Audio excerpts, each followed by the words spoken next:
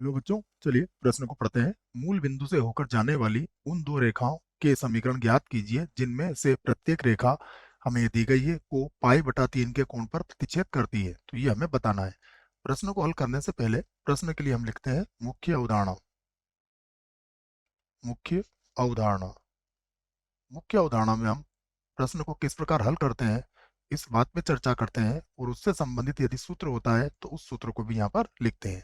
तो यहाँ पर हम दो बिंदुओं से जाने वाली रेखा के समीकरण को लिखेंगे। तो दो बिंदुओं से जाने वाली रेखा का समीकरण होता है x माइनस एक्स वन बटा x2 माइनस एक्स वन बराबर होता है y माइनस वाई वन बटा y2 माइनस वाई वन बराबर z माइनस जेड वन बटा Z2 माइनस Z1। ये होती है दो बिंदुओं से जाने वाली रेखा का समीकरण।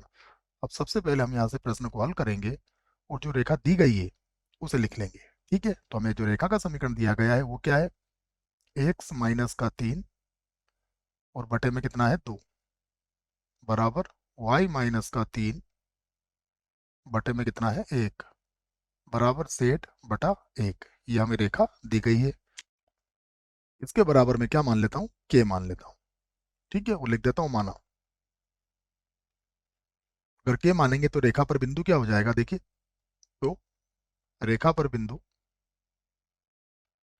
रेखा पर बिंदु यहाँ से ज्ञात कर सकते हैं। देखिए, रेखा पर बिंदु हो जाएगा, अगर हम x माइनस 3/2 की तुलना k से करेंगे तो ये होगा 2k प्लस का 3।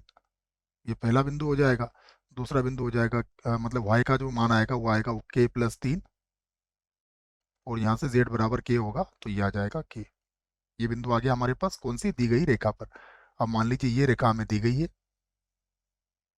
ठीक है, और दूसरी जो रेखा हमें ज्ञात करना है उसमें से मैं केवल एक ही रेखा बनाऊंगा, ये ना, दूसरी भी बना सकते हैं, अभी आप केवल इससे समझिए। ये बना दिया, और ये कोण कितना बना रही है? 60 डिग्री। दूसरी रेखा इधर कहीं हो सकती है, वो भी 60 डिग्री का कोण इससे बनाएगी बच्चों। ठीक है, तो अब ये जो बिंदु आया हमारा, ये प्रतिच्छेद बिंदु मान सकते हैं इसको। तो अगर ये प्रतिच्छेद बिंदु है बच्चों, और हमें जो रेखा, ये तो दी गई रेखा है, और जो मैंने इसको बनाई है ये हमारी, जिस रेखा को हमें ज्ञात करना है वो है। तो ये रेखा कहाँ से गुजरती है? ये मूल बिंदु से भी गुजरती है, 0,0,0 से, और इस प्रतिच्छेद बिंदु से भी गुजरेगी। ठीक है, तो इस प्रतिच्छेद बिंदु को चाहो तो आप P मान लो, मूल बिंदु हमारा O होता है, तो इसे लिख लिया मैंने बिंदु P। ठीक है, और मूल बिंदु, मूल बिंदु, तो मूल बिंदु क्या हो जाएगा हमारे पास? O, जिसके निर्देशांक कितने होते हैं? 0,0,0। तो आप ओपी का समीकरण ज्ञात कर सकते हो। ठीक है, तो आप लिख लो ओपी का समीकरण। ठीक है, तो यहाँ लिख देते हैं हम ओपी का समीकरण। ओपी का समीकरण, समीकरण क्या हो जाएगा? ये हो जाएगा x माइनस 0 बटा x2 माइनस एक्स वन, अर्थात ये हो जाएगा 2k प्लस 3 माइनस 0, तो 2k प्लस 3 ही लिख देंगे। 2k प्लस का 3 बराबर y माइनस 0, और ये हो जाएगा k प्लस 3 माइनस का 0।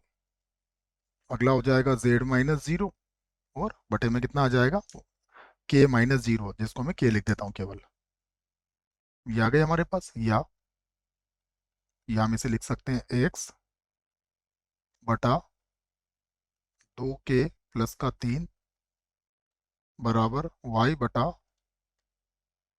k प्लस 3 बराबर z बटा k। ठीक है, चाहे तो समीकरण एक बना सकते हैं इसको हम। अब देखिए बच्चों, हमें क्या दिया गया है कि दोनों के मध्य का कोण कितना है? चाहो तो मैं लिख देता हूँ। देखो, सबसे पहले दी गई रेखा के दिक् अनुपात, दी गई रेखा के दिक् अनुपात, दिक् अनुपात, दी गई रेखा के दिक् अनुपात क्या है? देखिए वहां से देख सकते हैं आप, ये दिक् अनुपात होते हैं 2, 1, 1। तो ये हो जाएगा 2, 1 और 1, और उसके बाद समीकरण एक वाली रेखा के दिक् अनुपात, दिक्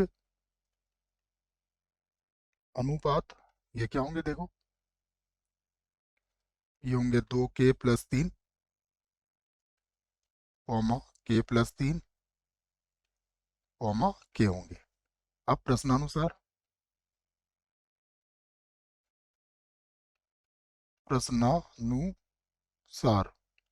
देखिए प्रश्न ने क्या कहा है बच्चों, दोनों के मध्य का कोण कितना है? 30 डिग्री है। 30 नहीं, कितना है? तो पाई बटा तीन मतलब 60 डिग्री है। ठीक है, तो प्रश्नानुसार हम दोनों के मध्य का कोण 60 डिग्री लिख सकते हैं। तो ये हो जाएगा कॉस 60 डिग्री, अर्थात कॉस पाई बटा 3 बराबर सूत्र क्या होता है, A1 A2। तो ये हो जाएगा 2 कोष्टक 2k+3 फिर B1 B2, तो 1 कोष्टक k+3 प्लस 1 गुणा k। ठीक है, फिर क्या आता है सूत्र में, वर्गमूल के अंदर ये हो जाएगा 2k+3 का वर्ग प्लस k+3 का वर्ग और प्लस k का वर्ग। फिर वर्गमूल के अंदर 2 का वर्ग 4, 1 का वर्ग 1 और 1 का वर्ग 1। ठीक है ना बच्चा, दो रेखाओं के मध्य कोण ज्ञात करने का ये सूत्र मैंने यहाँ पर लिख दिया है आपको। तो ये तो हो जाएगा बच्चों 1/2 बराबर, यहाँ गुणा कर लीजिए आप, तो ये हो जाएगा 4k, 3 का 2 से गुणा करोगे तो आएगा 6 प्लस का k और प्लस हो जाएगा 3। ठीक है, और प्लस के वैसे ही रहेगा। वर्गमूल के अंदर देखते हैं, तो वर्गमूल के अंदर देखिए क्या हो जाएगा, इसे हल करेंगे तो ये होगा 4k का वर्ग प्लस 6 12k प्लस का हो जाएगा 9 प्लस k का वर्ग 6k और प्लस 3 का वर्ग हो गया 9 प्लस k का वर्ग। ठीक है, और वर्गमूल के अंदर कितना लिखा हुआ है 6, तो मैं 6 को यही लिख देता हूँ गुणा में। ठीक है ना, जैसा आपको ठीक लगे। तो फिर से हो जाएगा 1/2, 1/2 बराबर, ये हो जाएगा आपका 4 और एक 5 और एक 6k प्लस 9। ये हो गया 6k प्लस का हो गया 9 और बटा, वर्गमूल के अंदर देखते हैं, 6 तो पहले ही था, बाकी हल कर लेते हैं। तो 4 5 और एक 6, 6k का वर्ग। ठीक है, तो ये हो गया 6k का वर्ग प्लस, इसे जोड़ लो आप तो 12 और 6 18 और ये भी 18 हो जाएगा बच्चों। तो ये 18k प्लस का हो जाएगा 18। यहाँ से फिर से लिख देता हूँ मैं इसको, मैं 1/2 बराबर, 3 को कॉमन ले लीजिए। यदि आपने 3 को कॉमन लिया तो यहाँ बचेगा 2k+3, और यहाँ से देखिए अगर 6 कॉमन ले लेंगे तो 6 और 6 36, तो ये हो जाएगा 6, और वर्गमूल के अंदर जो बचेगा वो मैं लिख देता हूँ। यहाँ आ जाएगा k का वर्ग प्लस 3k+3, तो 3 का 2 से गुणा करेंगे, 6 से 6 भी कट जाएगा बच्चों। तो ये हो जाएगा वर्गमूल के अंदर k का वर्ग प्लस का 3k+3 और बराबर कितना हो जाएगा 2k+3। जब वर्गमूल को बराबर की तरह ले जाते हैं तो क्या बन जाता है बच्चों, वर्ग बन जाता है, याद है हमें। तो वर्गमूल को बराबर की तरह ले आओ आप, तो ये हो जाएगा k का वर्ग प्लस का 3k प्लस का 3, और इसको a+b की घात 2 से खोल लेंगे, तो 4k का वर्ग, 3 दूनी 6 और 12k प्लस हो जाएगा 9।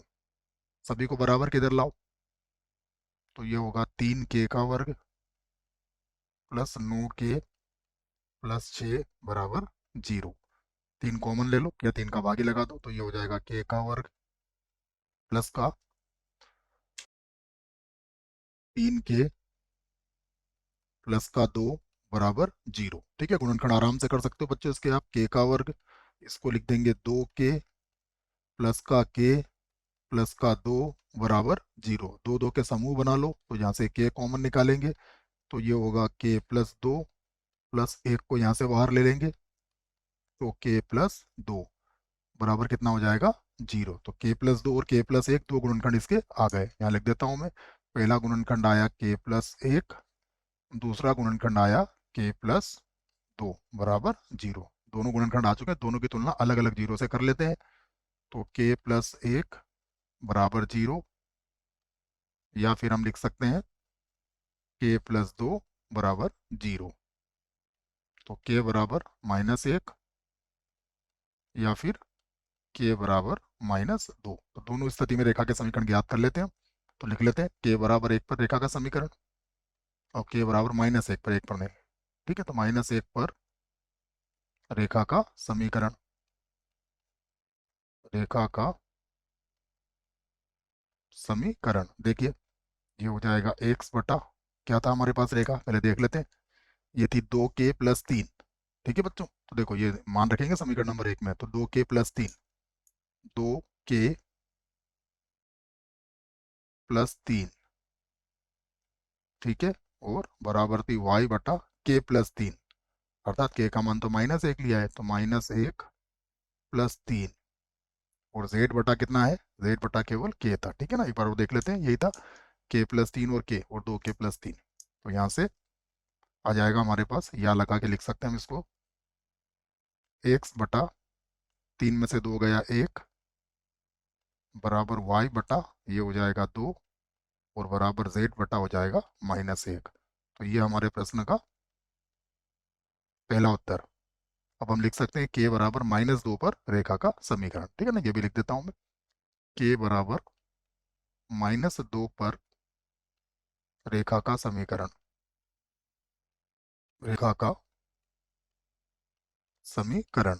देखिए ये भी बन जाएगा कुछ इसी प्रकार, x/2, और यहाँ पर गुणा में आ जाएगा -2 प्लस का 3 बराबर y बटा -2 प्लस का 3, उसके बाद z बटा -2, या x बटा -1 y बटा 1 बराबर z बटा -2। तो ये हमारे प्रश्न का दूसरा उत्तर भी मैंने लिख दिया है बच्चों। आशा करता हूँ बच्चों प्रश्न का उत्तर अच्छे से समझ में आया होगा। धन्यवाद।